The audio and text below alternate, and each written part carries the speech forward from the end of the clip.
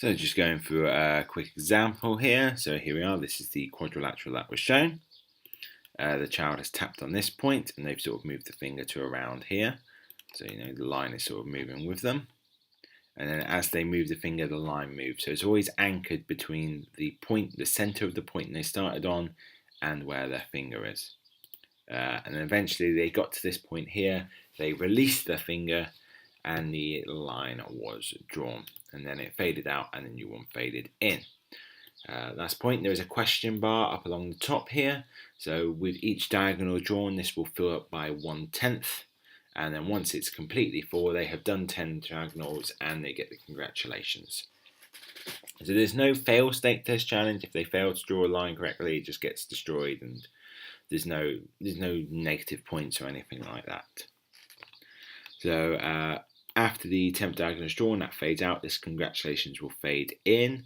This could be like a lot more visually interesting than just plain text. Sort of like the only text on screen at the moment. So it could be like quite nice and a bit more stylish. So after this, Quaddy's going to go on and say, okay, now let's look at adjacent and opposite sides. So the child taps the next button here. That will fade away, and this next one will fade in. And this quad is going to fade in, and this is side AB, it is opposite to side CD. So what should happen here is that this side should already be highlighted on start, and then when this dialogue finishes this side will become highlighted and a different colour, so it's distinct from that. Then when they tap the next button that will fade away, and then it will start with this sentence and it will say AB is also adjacent to sides AD and BC. So this fades away, they tap next. This fades away, this is said, these two lines fade in. So this is just talking about adjacent and opposite sides. And then that's about it for that one. Then on to level 1B. So I should mention just the background of this at the moment because there's so much going on in the foreground and the lines and so stuff. Whilst this is the interior of Quaddy's hut still, it should be quite a neutral background. There shouldn't be too much busy images or going on, because else it just really clash with everything that's going on in the front. So just make sure the background is sort of nice and clear. But anyway, so on to this. So on start, so it's going to fade out that, and then it's going to start on this next game. So what will happen here is a quadrilateral will be shown there, and each of the vertices of the quadrilateral will be labelled A, B, C, and D. And then there will also be 3 buttons here, and these will have the names of 3 of the sides on it. So sides are named by the vertices. So this side here is AB, that is BC, this is CD, that is AD. Okay. So the quadrilaterals are these ones here. These are exactly the same as the previous quadrilaterals. The only difference here is that we've now put these line markings on them here to show side lengths, which aren't important for this game, but we're going to start introducing them now anyway. So, yep, the exact same quads. With these side length lines, ensure that the lines are perfectly perpendicular to the side. All of these sort of lines that you see that I've done here, they're all a bit rough, like they're not perfectly straight and they're sort of not perpendicular. Just make sure they're much tidier than what I've done here, and they should sort of each be at the midpoint of whatever side that they're on. Okay. So the process for this game. So let's talk about this. So first of all, did I go for it? Yes. So you're going to randomly choose one of the 11 quads from the next slide. Do not display the same quads twice. Quads twice. And you're going to display it on the projection with the line markings and vertice labels. So as you can see here, it's randomly chosen quad D. It's displayed it, it's put the vertice labels on, and it's put the line markings on. Okay, so that's step 1. Step 2, randomly choose one side to highlight. Highlight that side of the quad in the projection. So you're going to randomly pick one of the 4 sides. So in this case, side BC was chosen, and it was highlighted. Okay, so that's highlighted, so sort of indicating this is the side. Step 3, Randomly choose one of the following questions. So it'll either be side is adjacent to or side is opposite to. And side in this is going to be the side that was just highlighted. So if we look here, BC was highlighted, so it says BC, and it's asking BC is opposite to. So you're basically going to just say, is it opposite or is it adjacent to something? Okay.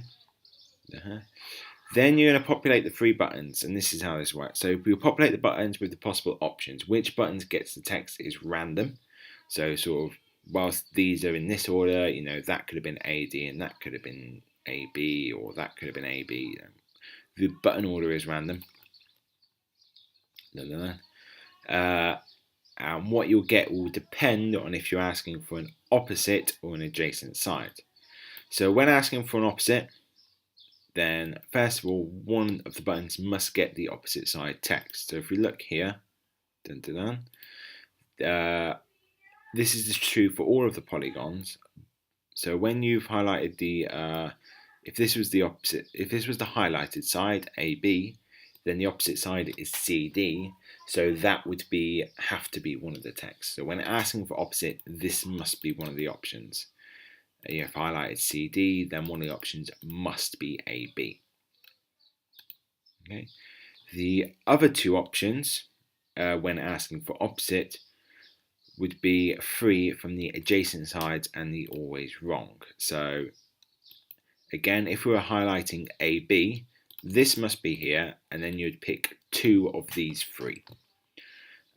AC and BD, which here, these aren't actually sides, these are diagonals, which we're not talking about here, so they're sort of just slightly misleading ones. So basically, when you're asking for opposite, you would look at this, say, okay, that's the highlighted side, must do that, and then two of these three. Conversely, if you're asking for adjacent side, you do the same process, but you say, okay, this is the highlighted side, you would choose one of these two, you would not put both in, you'd just choose the one, and then you'd put the opposite side in and the always wrong side. So yeah, so if it was highlighted side was CD and you're saying CD is adjacent to, you would one of these, that one, and that one. And we can see here, if we look here, so BC got highlighted. Our options are AB, AD, and BD. So AD is the opposite side, so that's the correct answer here. That's the one that must be there. And then the other two were randomly chosen, AB being chosen from here, and BD being chosen from there. So that's also going to be on the three buttons.